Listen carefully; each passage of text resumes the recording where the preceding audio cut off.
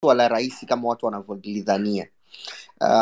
Kwa sababu nitasema hivi, katika zile investment cases zote tunaanza, swali la kwanza huwa ni is there a dispute? Je, kuna mgogoro? Ukishajibu hilo swali la pili huwa ni is there an investment? Kuna uwekezaji. Alafu utajibu sasa swali la tatu la je, uwekezaji huo is it a protected investment? Umekuwa protected na ile sheria ambayo umeuweka. Na pia umelindwa kama imelindwa uwekezaji. Ndio. Kama umelindwa. Kwa hivyo hili swali la je, kuna uwekezaji huwa ni swali la pili ambalo lazima ulijibu kabla uendelee kuendelea na ule mgogoro ambao uko mbele yako. Sasa hili swali sio rahisi, kwa sababu pia hata wale ambao wamesomea sheria za uwekezaji watakwambia kwamba tunatumia muda mwingi sana. For example, hii semester nimekuwa nikifundisha international investment law, kujibu tu swali what is an investment. Unaona, hilo swali je, kuna investment ni swali ambalo tunachukua muda mwingi sana kulijibu. Na hata katika mtihani niliopeana hii semester nimepeana scenarios kadhaa nikiuliza je, is there even an investment in this situation? Kwa hivyo hili ni swali muhimu sana. Sasa kujifundisha kwamba kuna uwekezaji, kwanza nataka tuanzie pale ambapo tulikuwa tunaandika the Exit Convention, ambayo ndio hii treaty mataifa yalijiandikia kuhusu jinsi ya kulinda uwekezaji. Ukisoma ile kwa Kifaransa tunaita travaux préparatoires ama preparatory documents, ambayo ni zile notes huwa zinaandikwa ya maandalizi. Maandalizi. Wanaandika wakati wakiandaa hii mikataba. Mataifa yalishindwa kukubaliana ni what is the definition of investment. Walishindwa kukubaliana ni nini definition ya investment. Paka the Exit Convention yenyewe haina mahali inaposema an investment is this and this. Haina hata pahali kifungu kimoja kinachosema, and it's not by chance, it's because the parties hawakukubaliana investment ni nini. Na kwa sababu hawakukubaliana, over time tumekuja kujiuliza hili swali la investment ni swali gani. So ukisoma ile preparatory notes of the 1965 meeting of deciding Exit Convention, what is an investment, hilo swali limerudiwa mara mingi, na utaona vitabu vingi sana vimeandikwa, is there a difference between investment in a bilateral treaty or a multilateral treaty with an investment under the Exit Convention. Ni kwa sababu hili swali sio rahisi. Mataifa mengi yanajipa maana tofauti ya uwekezaji ni nini haswa. Na nataka kutumia dakika kidogo tu ni elezee the background. Usijali. Of why endelea tu, muda ni wako. Yeah. Okay, endelea. Hii ni important kwa sababu mataifa mengi wakati tunaandika hii what changes from investment from one time to another really differs. Na the first investment treaty imeandikwa na Germany, for example, right? The 1959 German, what the German foreign ministry ili produces what is an investment, and walijaribu kucover a lot of the areas. So utapata kwa mfano, they define quite a lot of things and what, but wacha nikupe mfano rais ambao of the model country ambayo inajulikana kwa investment, which is Switzerland. It has signed more BITs than anyone in the world. It sues more than anyone in the world, na imesuiwa less times.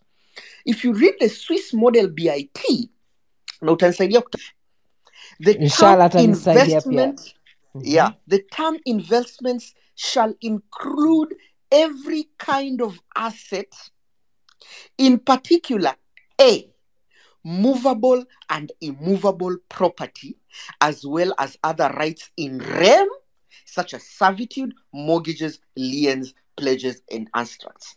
So wale ambao ni wanasheria hapa wanajua the difference between rights in rem and rights in li. Mimi sijui. Labda tu Dr. Rights in rem ni zile rights unampata, kwa mfano hauna a physical tangible thing, for example, right? So let's say mortgages, liens, pledges, unaona vitu kama hivyo ambavyo they are not physically tangible in certain extent, but they extend certain rights ambazo hizo rights would include a sort of property ownership. Sasa hiyo unaweza ielezea vipi Maria? For example, a mortgage. You know, it's not a direct property you're holding, lakini you have certain rights that extend towards holding of a property. So kama ni kwa mfano kwa Kiswahili ambacho tunaweza kusema ni mkopo wa nyumba, umeomba mkopo kwa ajili ya nyumba, bado huna umiliki kamili wa nyumba, lakini una baadhi ya haki ambazo zinaweza zikakufanya ukawa kama mmiliki, but hui kisheria mmiliki kamili. Is that a good explanation? Yeah, that's a perfect case. B, shares, parts or any kinds of participation in company. So ukiwa na hisa katika kampuni or certain ownership of parts za kampuni, basi inaweza kuwa investment according to the Swiss model BIT. C, claims to money.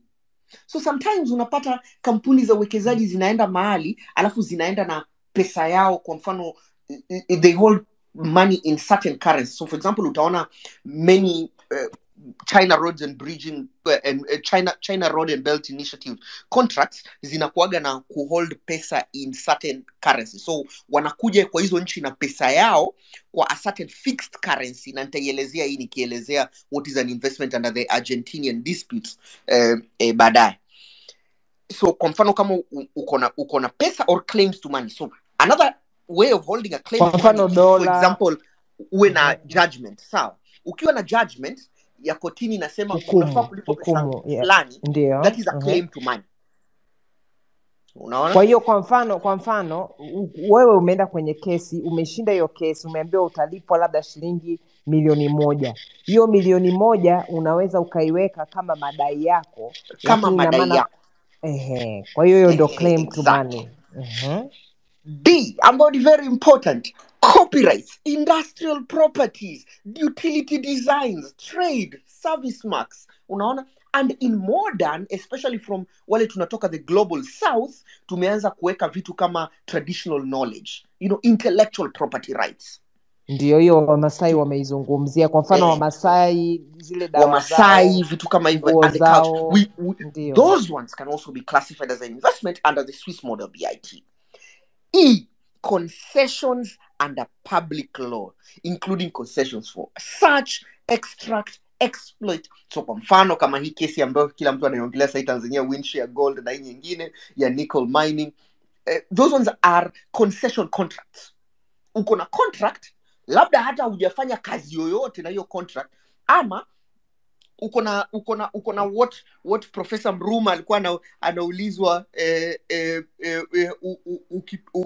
whether when you have that contract you should not explore further. That's enough investment, at least under the Swiss model BIT. Okay, huo ni mfano mmoja. Sasa kwa hiyo mkataba, the US model. Sorry Nyanja, nataka nieleze tu kwamba yani mkataba ambao unaingia wakati wa kuchimba madini, hata ukiwa na huo mkataba tu umeshapewa leseni au ya kuanza shughuli zako au baadhi ya shughuli, tayari ile inaweza kachukulia kama ni uwekezaji. Exactly. Sasa compare na hii US model BIT ya 2005.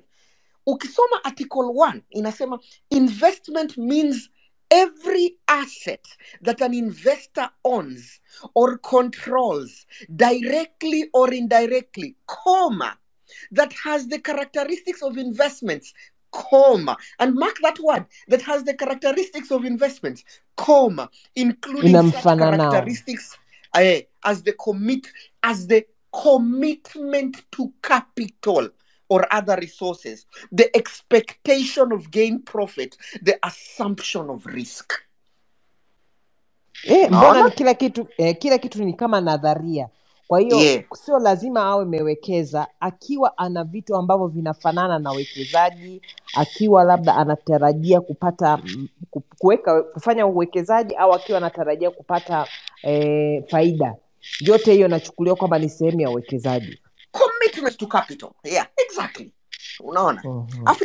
Akisema nitawekeza kiasi fulani, tayari hiyo inachukulia kwamba ni investment. Enterprise, shares, debentures, stocks, features, intellectual property, licenses, other tangible and intangible assets. So kile unachoona kwa hizi very varying BITs ni kwamba nchi kwa wakati different wanafikiria mambo tofauti. Lakini mimi najua kwa nini the US model BIT iliandikwa hivi. Iliandikwa hivi kwa sababu we spent a lot of time tukidebate on what is an investment under the exit convention. And the reason is because the first case that ever people were asked about what is an investment was actually kesi ya kwanza iliulizwa na Venezuela, which is called the FedEx case. Ambayo katika hii FedEx case ya Venezuela, the question was very simple. Promissory notes, sijui promissory notes tunazitaje kwa Kiswahili. You know, when you have a contract with the bank, unasema I have a contract and I'm going, unapewa promissory notes na government, unaambiwa umpatie pesa, tuko na mradi na yeye, tukimaliza tutamlipa, for example. Kwa hiyo ni kama guarantee fulani. Ni kama guarantee, yeah? So these promissory notes zilikuwa zinaulizwa the question of whether they are an investment. Na hiyo tribunal ikaset certain criteria za nini ni investment. Number one, there must be a commitment to capital. Hiyo ina maana gani? Hivi ya kwamba mtu amewekeza pesa. Not just a commitment. The tribunal goes further, inasema lazima hiyo commitment ikuwe in fact exercised. Kwamba umewekelea pesa ya kwamba nitafanya uwekezaji. Na huo uwekezaji tayari umeanza kuonekana. Number one. So whether kwa mfano umefanya feasibility study, umefanya unaona swali kama hilo, ama umeleta experts just to put the ground ready. Number two, there must be a period of time. Na walisema hivi kwa sababu lazima kuwepo na muda. Kuna muda wa kufanya hiyo investment. Huwezi kuweka pesa leo kama vile watu wanaweka in bitcoins, alafu kesho imekuwa ukatoa pesa yako ukasema huo tayari ni investment. Lazima kuwe na a period of time. Hawaja specify how much time, but we know it's not a short period. Hilo tunalijua. It's not a short period. Sorry, kwa maana hiyo ni duration. Yani ukisema hiyo period of time duration. Exactly. Kwa lazima useme kwamba nitawekeza kwa miaka 10, miaka 5, whatever it is. Lakini lazima hata kama hutasema exact time, lazima iwe over a long period of time. Okay. Number 3 ambayo ni muhimu sana, lazima kuwe na profit, venture to make profit, and a factor of risk. Lazima kuwe na risk in essence of making profit. Risk ni kama hatari ya uwekezaji. Yeah, lazima kuwe na risk kwamba hii inaifanya na inaweza isitoe matunda. Number 4 ambayo ni muhimu sana, there must be some economic benefit to the host state. Lazima kuwe na manufaa kwa nchi ambayo uwekezaji unawekwa. Na hii it's so easy to find. If you read the preamble of the Exit Convention, it says it's for the purposes of promoting economic development in the states. So lazima kuwe na an element of economic promotion of what you are doing, right? So this test has been accepted all through if you read the cases like Salini and all other examples. So wacha nikupe mfano rahisi ambao watu wengi huwa hawajaelewa. Kuna Mwamerika anaitwa Patrick Mitchell. Alienda DRC Congo, akaanzisha a law firm practice, kampuni ya mawakili. Alafu DRC Congo wakamfukuza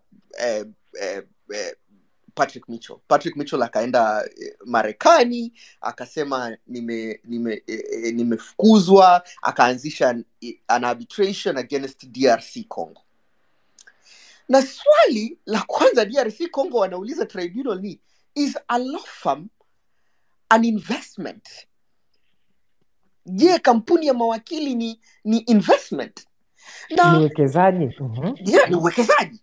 Je, mtu akianzisha kwa mfano kampuni ya wanasheria Tanzania, huyo amewekeza? Na tribunal likasema hapana, haiwezi kuwa ni uwekezaji. Manake where is the element of surety of economic development? Iko wapi? Haiko, right? Hai exists. I don't think a law firm produces that, right? Kupe example, another example. Kuna a Luxembourgian bank ilinunua treasury bonds and bills za Greece. Ikazinunua kwa wingi tu. Alafu when the Greece economy was failing, they had a dispute, they left and they sued under the Greece BIT. Na walikuwa wanauliza, je, hizi promissory notes zetu hizi treasury bills zetu ni investment? And the tribunal says no, of course they're not, because what economic development do they bring to the host state? So this idea of economic development is very important. Sasa wacha nije kwa mfano ambao Watanzania wataelewa sana. Sijui kama Watanzania wanajua kuhusu Bywater Gulf, Maria. Sijui kama wanaijua kuhusu hii kampuni ya Bywater Gulf iliyoshtaki Tanzania. Nadhani wengine hawatakuwa waikumbuki. Mimi nadhani watu wengi hawajui hata. Nadhani watu wengi hawajui. 2002 World Bank na African Development Bank. World Bank na African Development Bank walipea Tanzania dola milioni 140 kuunda mradi wa usambazaji wa maji Dar es Salaam. Na huu mradi condition yake ilikuwa kwamba lazima serikali ya Tanzania iappoint an international company ya kurun. Sasa Tanzania ikaweka an open tender. Hiyo open tender ikafanywa kampuni mbili, moja ya Uingereza inaitwa Bywater Pty Limited, na nyingine Ujerumani inajiita HP Gulf. Waka put up a joint bid kama kampuni mbili. Of course maybe the British company kwa sababu wako na experience of privatization of water, and the German company maybe labda ni kwa sababu wanaweza kuunda the equipment. Na wakashinda hiyo tender. Na waliposhinda hiyo tender, wakaanzisha a joint company inaitwa Bywater Gulf Tanzania Limited, a British company, to run the project. Ule mradi under the tender ilikuwa lazima ufanywe with a local Tanzanian partner. So wakaenda wakachukua hii kampuni ya kujenga matrela ya malori na Saudi na yake, lakini ito sui SMT. I'm forgetting what the S is, but it's a very popular company in Tanzania. I think it's the biggest builder wa matrela. Kuna mtu atakuwa anajua hapa. I think it's because of the equipment. Wakaenda CRDB wakapewa so the idea was that Watairani project on behalf of DAWASA. I understand DAWASA is the Dar es Salaam Water and Sewerage. Yes. Yeah. Wakaenda CRDB wakapewa promissory bonds za kufanya huu mradi on behalf of DAWASA, na wakapewa pia cash provided bonds zake za kufanya huo mradi. 2 years later mradi ukafail because Bywater Gulf wanasema Tanzania did not provide necessary commitment, na pia wali withdraw those bonds, wali withdraw those guarantees. And Tanzania ilipoenda mbele ya the tribunal ikasema, we have no problem, we think it will fall katika huo definition of what is an investment, but we think the company was not making any money, so it was not an investment anyway. And the tribunal in that case says very interesting words that I want to read them, and then I will paraphrase them. It says this: the tribunal notes that there have been almost no cases where the notion of investment within Article 25 have been regarded. However, there is no uniform definition of an investment, but the meaning of this term in ordinary language is understood as being capital or property used as a financial basis for a company or a business activity with the aim to produce revenue or income and to develop the growth of that country. Kumaanisha kwamba kile hiyo tribunal inasema ni kwamba lazima kuwe na hiyo commitment to capital. Na hiyo commitment to capital must then produce some sort of benefit kwa hiyo nchi. Shida sasa inakujia hapa Maria. Shida inakujia kwamba in the classical definition of what is an investment, states wameruhusiwa agree on a legal term, and that I'm insisting here, legal term, what is an investment. Wanaweza sema chochote ni investment. Wako na uhuru wa kukubaliana kile wanachotaka kiwe investment.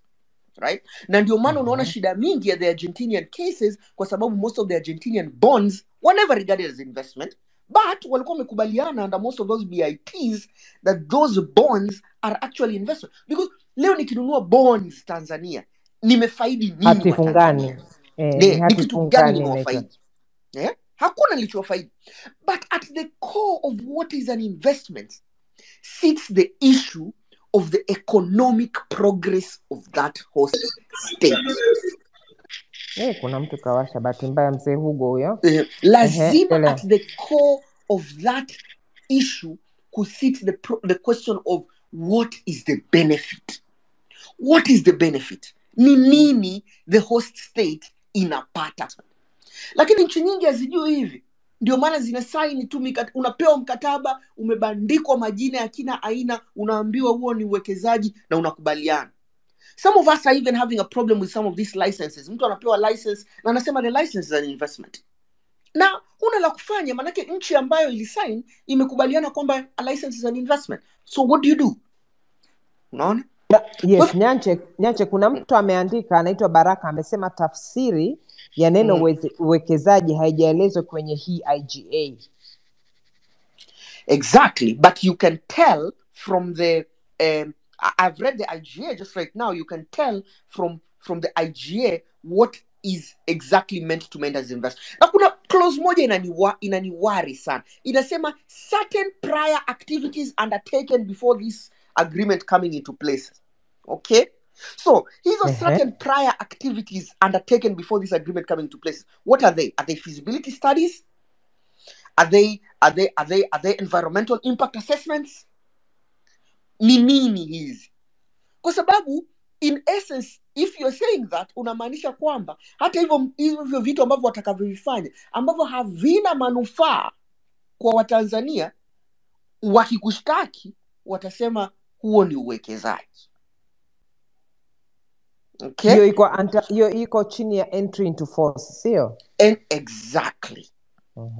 Those prior activities. Hizo prior activities ni gani? Hazijasemwa. Lakini we know what they are. There will be impact assessment tests, environmental impact assessment tests. There will be feasibility studies. There will be, for example, even the idea of kwenda benki kuuliza, can we get the financing? Can we get promissory bonds? And you have to pay lawyers and financiers for this project, for those things.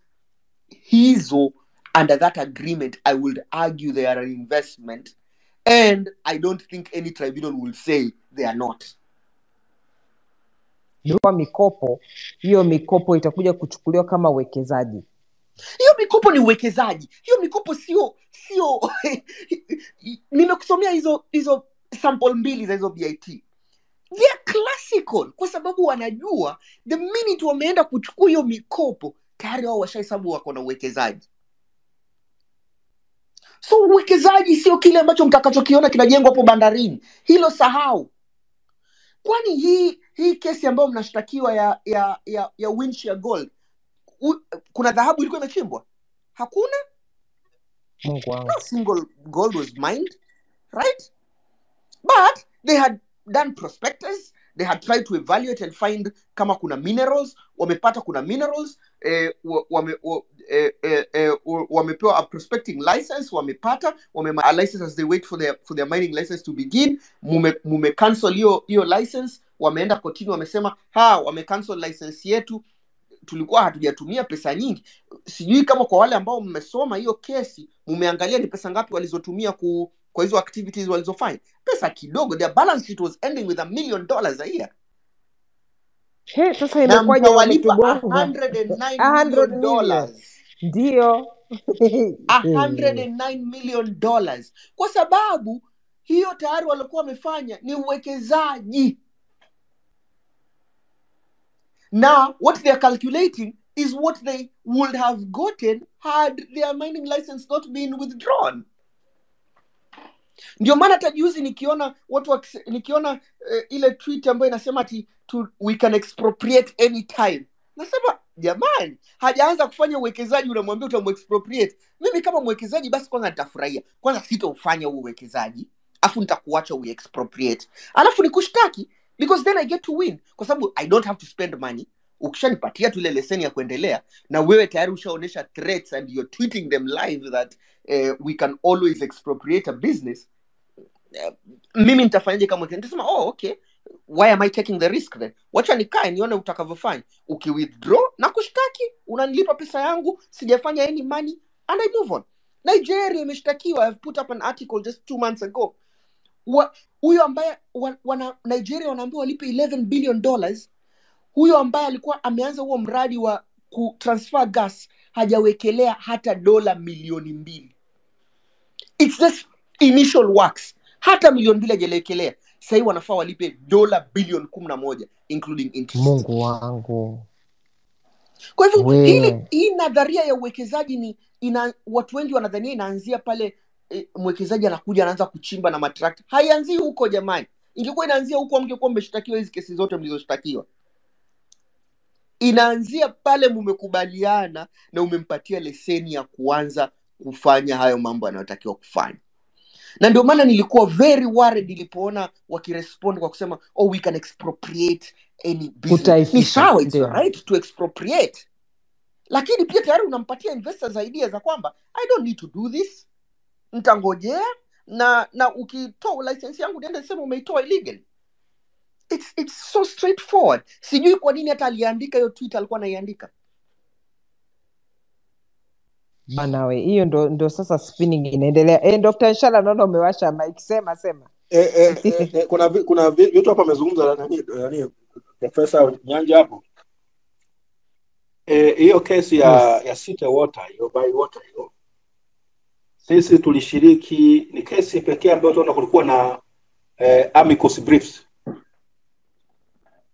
Taasisi zetu 4 zilishiriki. Ilikuwa ni lead, ilikuwa ni LHRC, TGNP na IID ya huko ya Canada.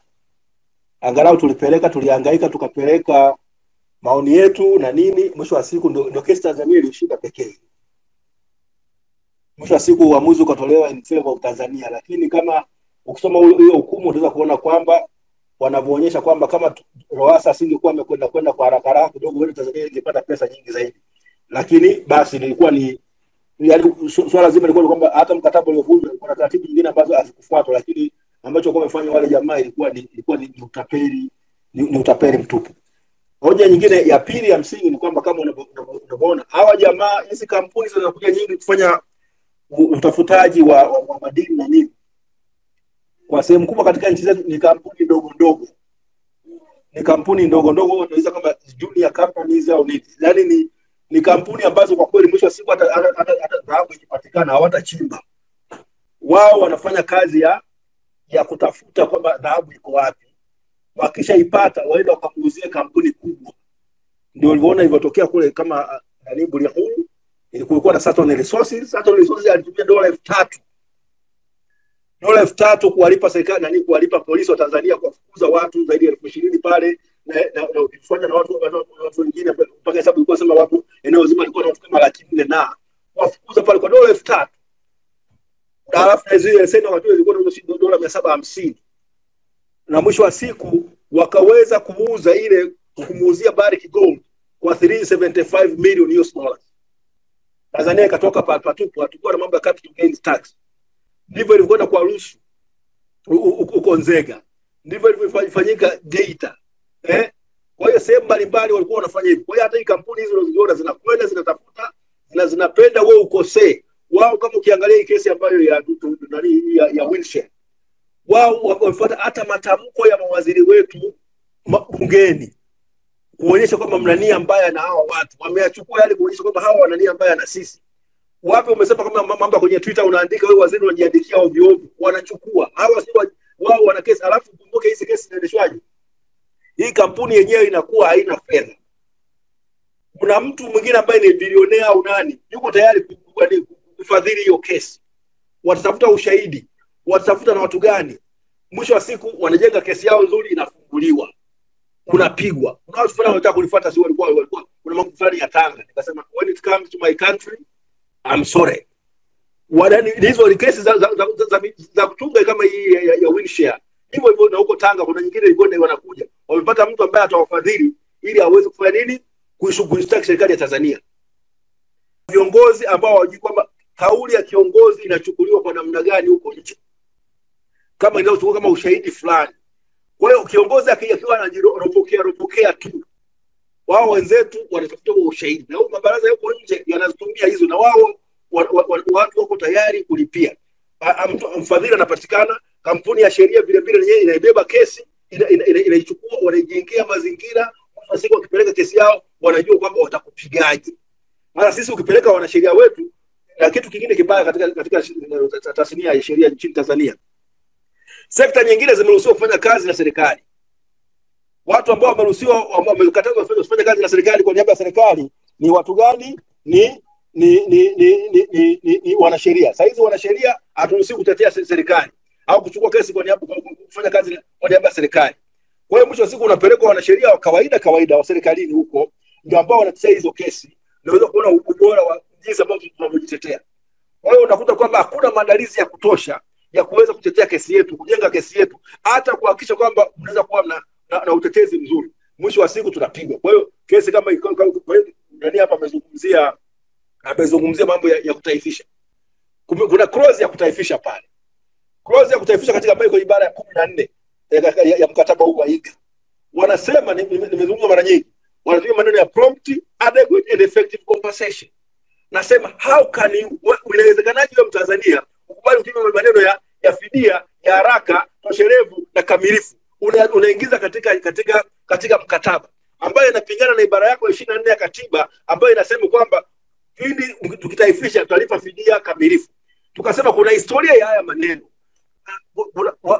Inaitwa code of law, inaitwa whole doctrine ambayo Wamarekani waliitumia dhidi ya Mexico.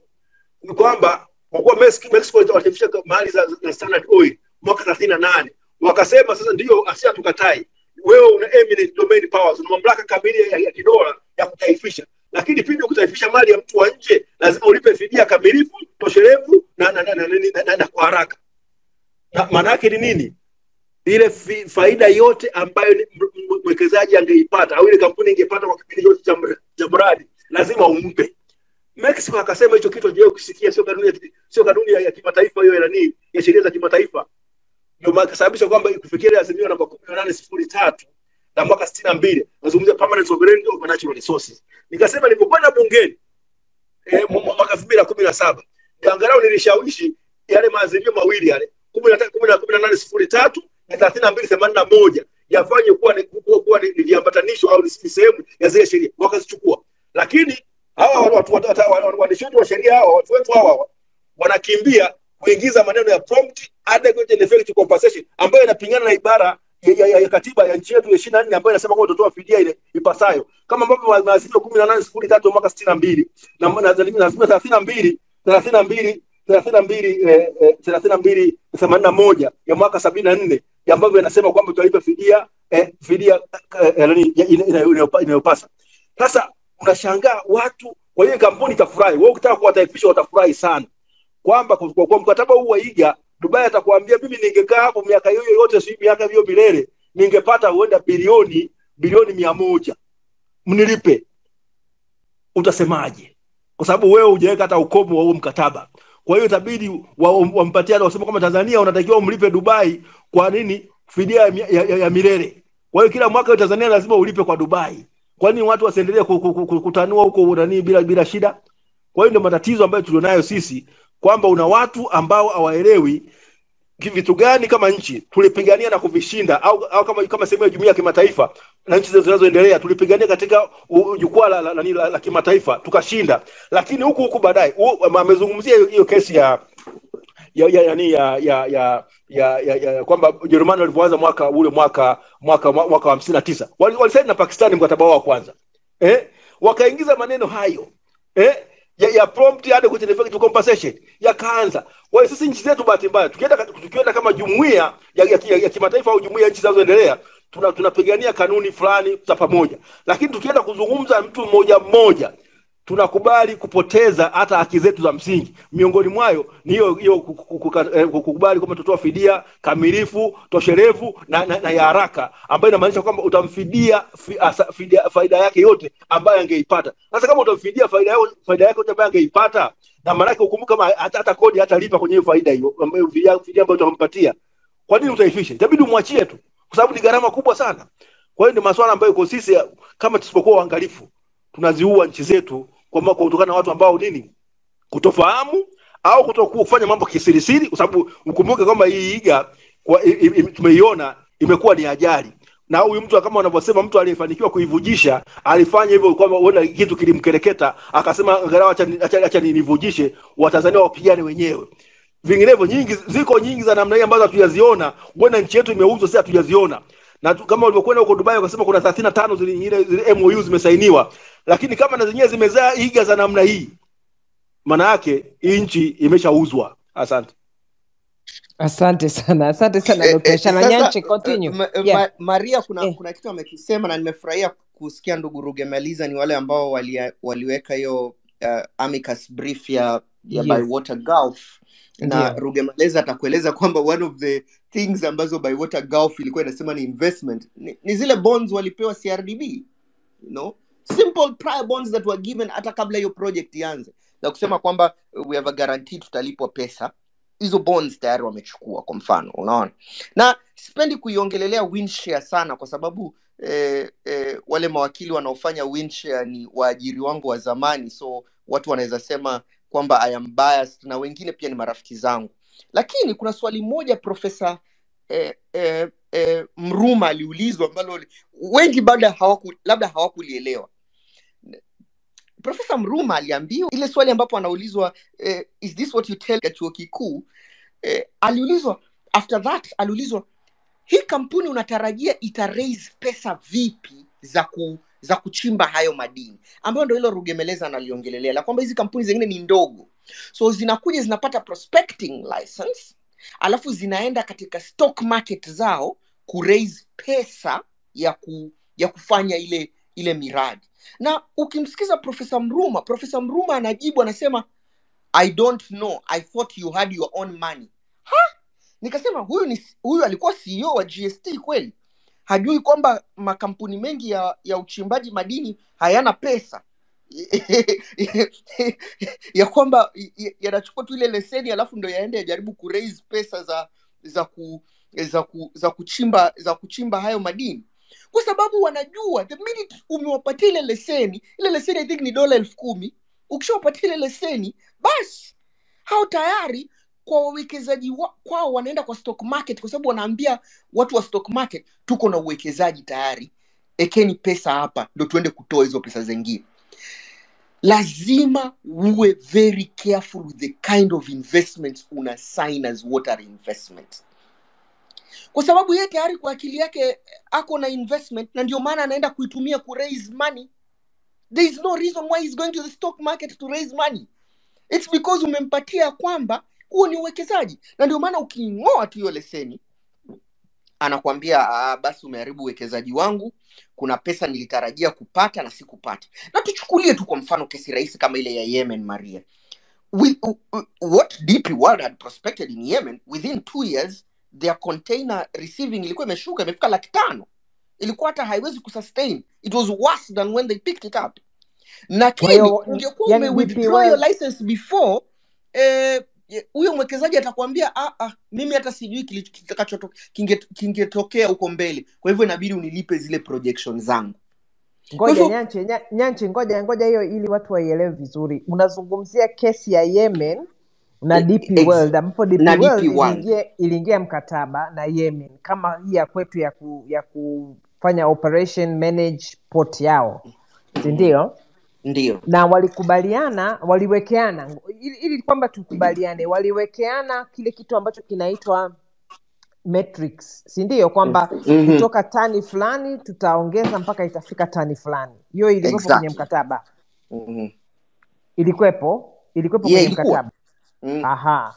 Kwa hiyo sio kama hii ya kwetu, IGA yetu haina hiyo kwamba wataongeza kiasi fulani. Hiyo haipo kwenye mkataba, lakini ya kwao kwenye makubaliano, their annexes. The reason walipewa hiyo contract ni kwa sababu walikuwa convinced kwamba we are going to raise the handling of goods to a certain level. Hiyo ilikuwa imekubalika. And they na also wakapeana na wakapeana kwamba ni from where. Within 2 years it had fallen. They were not even close. Hawakuwa hata karibu ya ile mizigo wangebeba. Lakini walipoenda kusema, wakasema uwekezaji wetu umetolewa na sisi we had very high projection. Sasa imagine in a situation like Tanzania where tayari wako na threats za nationalization, za kutaifisha. What do you think they will say? They will say, what's the need of going forward again? In any event, labda tungeend up kama Yemen, tukose kufikisha the metrics agreed, and then we claim that, kwa sababu utajuaje kwamba hawangeweza kufikisha hiyo? Huwezi kujua wakiacha leo, hutojua. Lakini kwa compensation watasema that was a protected investment na wataweka expected projections. Kesi ya Yemen ilishaje? Kesi ya Yemen, of course, Yemen has claimed corruption. The corruption argument did not fly over. Yemen is required to pay them for the value of their project. I say. Kwa hiyo analipia value, halipii, yaani analipia thamani, halipii uwekezaji, lakini thamani ya uwekezaji. Unaona hii concept ya duration, Maria? Hii concept ya duration is a very weird concept. Kwa sababu anakuambia mimi na project investments zangu, na ndio maana unaona mwisho lazima ulete a quantum expert, kwa sababu ile quantum expert ndiye anayecalculate, kuangalia within a certain period of time ningepata pesa ngapi kwa mfano. Unaona? So this concept of duration is really highly factored in. So kwa sababu anakuambia mimi nawekeza pesa kwa sababu nina matarajio miaka 5 ijayo nitakuwa napata dola milioni 100. Wewe umetoa leseni yangu hata sijaanza kufanya biashara. Umefanya wawekezaji ambao walikuwa wanunue hisa zangu katika stock market wasizinunue. Hisa zangu zimekufa.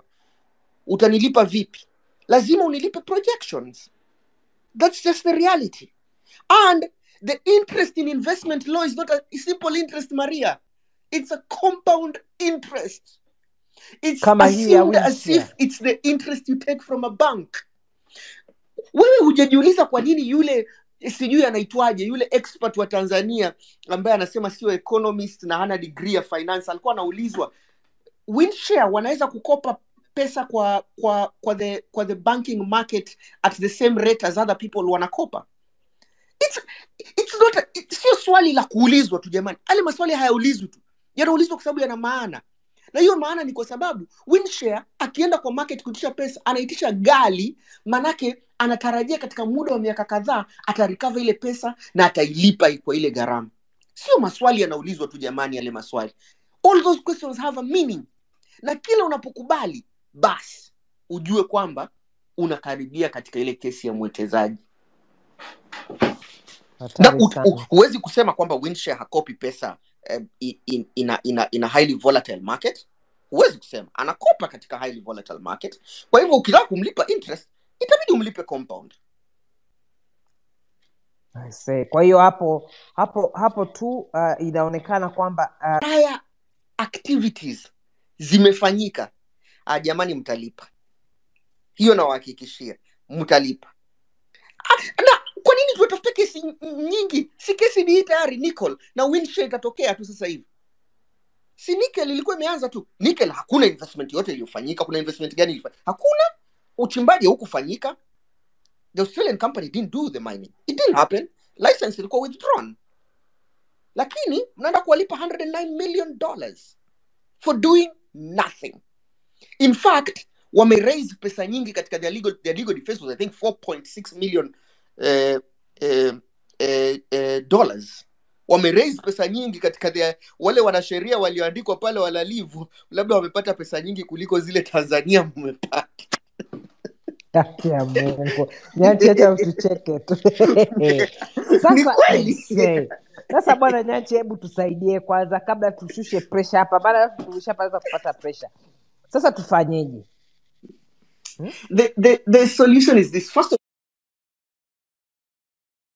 all, investment law needs a lot of it needs a lot of change.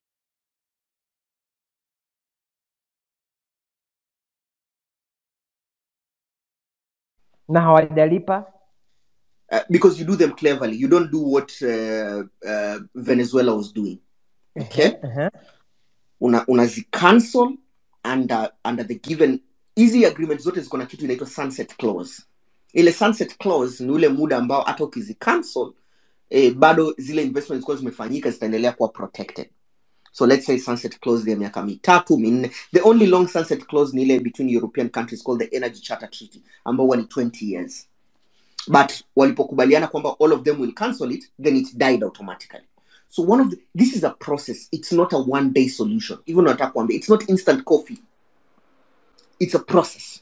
And one of the best places to learn as members of SADC, na nyinyi members of SADC, nendeni Afrika Kusini muwaulize mlifanyaje jamani.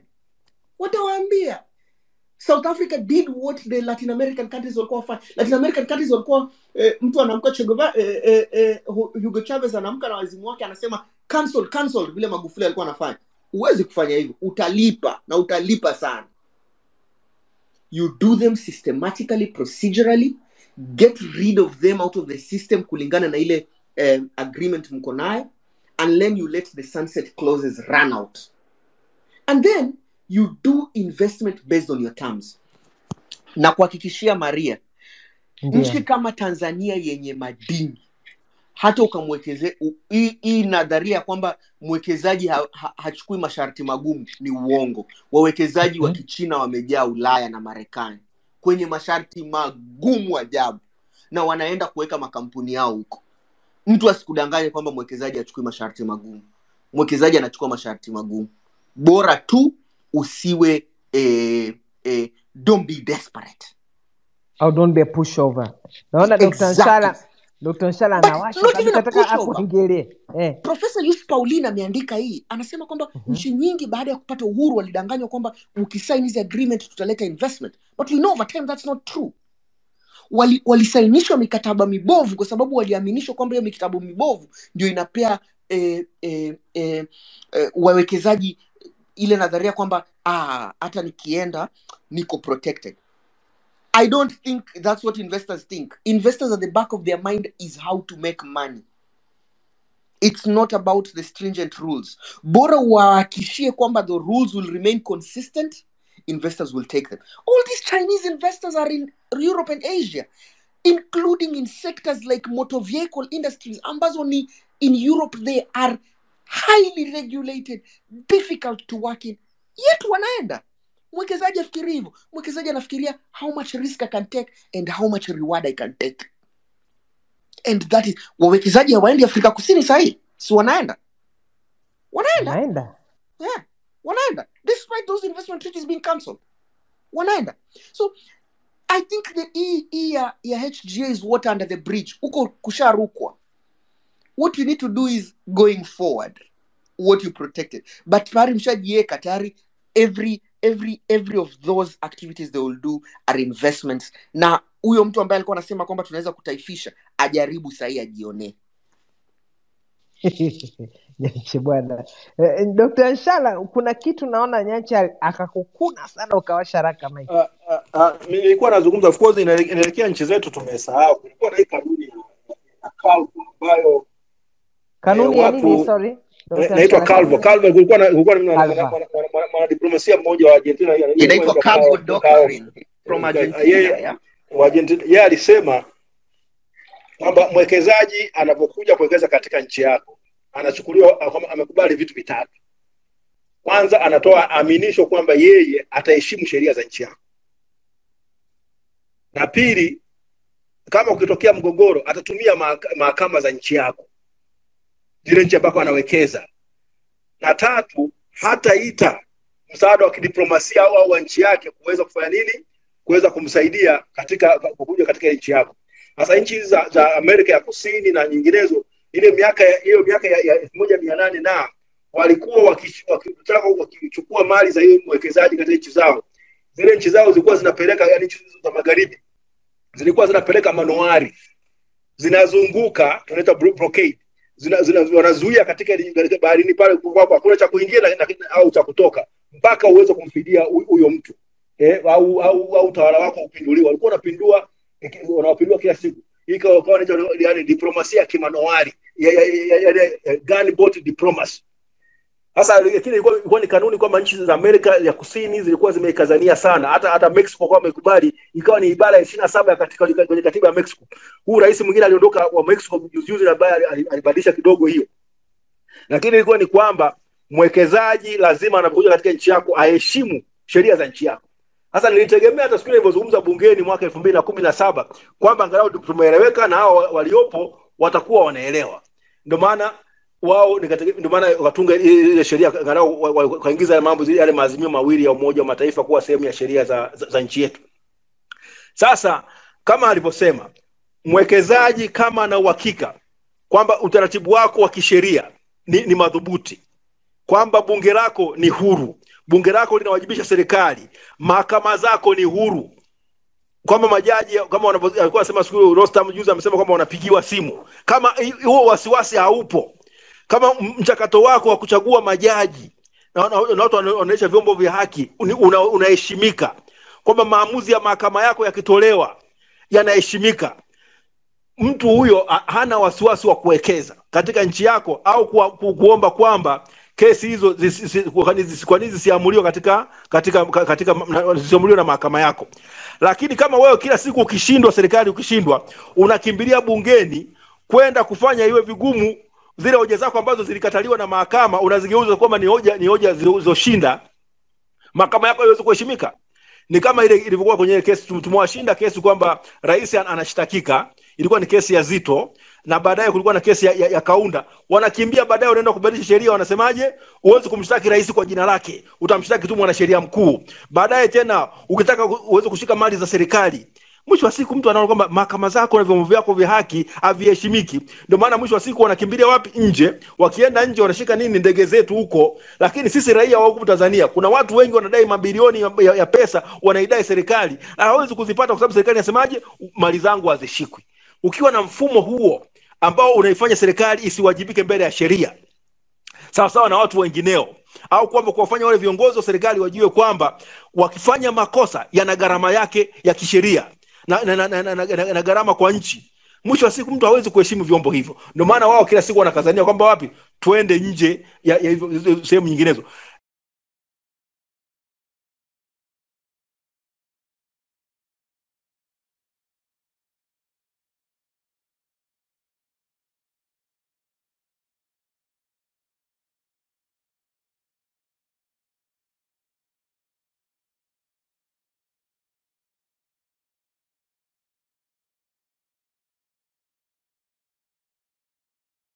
Wengine tulikuwa tunakazania tuheshimu hata vyombo vya kikanda, kwamba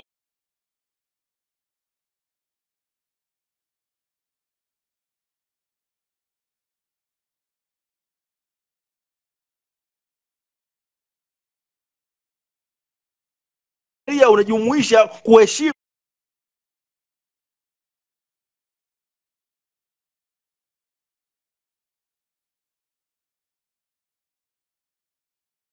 na wakia kutengeneza pesa anakuja, hata kama faida yake ingekuwa ni 10% atakuja. Lakini sisi hapa ni kwamba tumetengeneza mazingira kwamba ni mazingira ambayo yatakuwa yakirushwa ya kwamba unatengeneza mashaka. Ndio maana mtu anaamua kufanya nini, aingie na aweze kukomoa.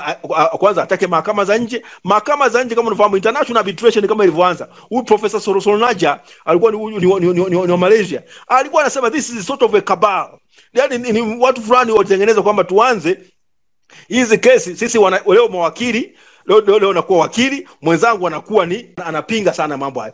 Ukiangalia zile kesi za Libya ambavyo baada ya Gaddafi kutaifisha yule kulikuwa na profesa mmoja wa Kifaransa anaitwa Dupuy ambaye aliamua kwamba Libya lazima ilipe, na Libya ilikataa kushiriki kwenye zile kesi. Gaddafi akasema sawa, sishiriki na hizo pesa zenu nitalipa, lakini sitaki kuwaona hapa. Akawa ameondoa ili Libya iweze kuchukua mafuta yake iweze kuyamiliki. Sasa ni cha msingi sana ambacho inaelekea kwamba akieleweke serikalini ni kwamba watu hawataki kuelewa kwamba haya mambo ya uwekezaji yana kanuni zake. Kuna vitu ambavyo sisi kama nchi zinazoendelea tulivipigania kwa gharama kubwa sana ile miaka, tunapigania New International Economic Order ambayo Reagan alipiga risasi pale Kampuni Mexico mwaka 81. Lakini tulikuwa tumefanikiwa kuvishinda, tutakiwa tuweze kuvilinda yani kama mboni ya jicho letu.